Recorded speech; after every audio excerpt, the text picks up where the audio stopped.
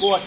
આ ભાગમાં કિલ્લો નહીં, રેવત નામનો મોટો પર્વત કાપી કિલ્લો બનાવનાર કંસના પિતા ઉગ્રસેન યાદવ, જેના પર્વત ઉપરથી કિલ્લો બનાવ્યો, નામ રાખેલું ઉપરકોટ। ઉપરકોટનો મતલબ કે જૂનાગઢથી કિલ્લાની ઊંચાઈ 145 ફૂટ અને નામ રાખેલું ઉપરકોટ કિલ્લો। અને કિલ્લામાં જે આપણે દર્શન કરશું હનુમાનજી મહારાજ અને ગણપતિ દાદા, બે મંદિર સૌરાષ્ટ્રમાં જૂનામાં જૂના મોટામાં મોટા બે મંદિર હોય તો ઉપરકોટ કિલ્લામાં એક જ પથ્થરમાંથી બે મૂર્તિ બનાવી, જેમાં પહેલી મૂર્તિ છે હનુમાનજી મહારાજ અને બાજુમાં ગણપતિ દાદા। આ બંને મૂર્તિ રામ માંડલિક, કિલ્લાનો છેલ્લો રાજા, જેનું નામ હતું રામ માંડલિક।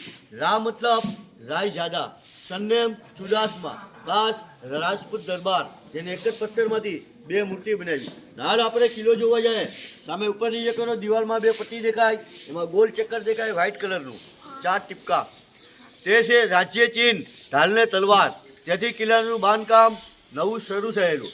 ના સામે દેખાય તોરણ ગેટ, જ્યાં આવવા જવાનો એક જ ગેટ, સિદ્ધપુર પાટણના રાજા સિદ્ધરાજ જયસિંહ, પાટણ એટલે આખું ગુજરાત।